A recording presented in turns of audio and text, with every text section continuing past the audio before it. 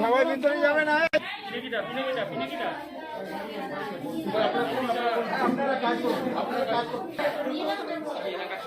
হ্যাঁ করবো। রাজকুমার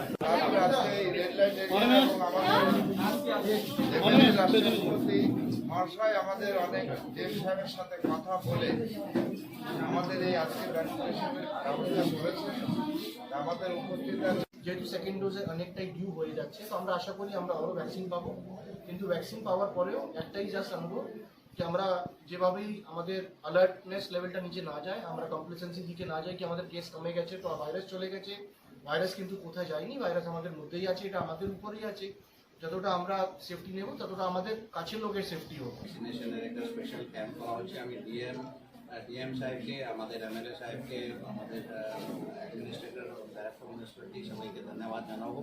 এখানে যারা উপস্থিত হয়েছেন একটা টিম হিসাবে সবাইকে ধন্যবাদ জানাচ্ছি। ভ্যাকসিনেশন সবাইকে করা হবে এটা আমরা আশ্বাস দিচ্ছি। যেরকম আমরা পাচ্ছি সেরকমই সবাইকে আমরা ধাপে ধাপে দিয়ে দেবো। এটা নিয়ে কোনো চিন্তার কারণ নেই, শুধু একটু পেশেন্স ধরে রাখতে হবে অ্যান্ড ওই পেশেন্সের মধ্যেই এরপরে আমরা একটা জুট মিলের ভ্যাকসিনেশনের প্রোগ্রাম করেছি। ওই ভ্যাকসিনেশনের প্রোগ্রাম যেভাবেই ভ্যাকসিন আসছে সেভাবে আমাদের চেষ্টা থাকছে কি যত লোক বেশি ভ্যাকসিনেট হয় তত ভালো।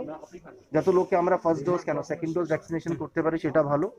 জেলার করোনা পজিটিভ সংখ্যা আপনারা জানেন মে ফার্স্ট উইক কি দিকে প্রায় 4000-এর দিকে ছিল, সেটা গতকালের কিন্তু 92 এসে গেছে। বিএমসি বাদ দিয়ে আমাদের সমস্ত ব্লক সমস্ত মিউনিসিপ্যালিটি সিঙ্গেল ডিজিটে এসে গেছে। অনেক ব্লক মিউনিসিপ্যালিটি জিরো দেখাচ্ছে।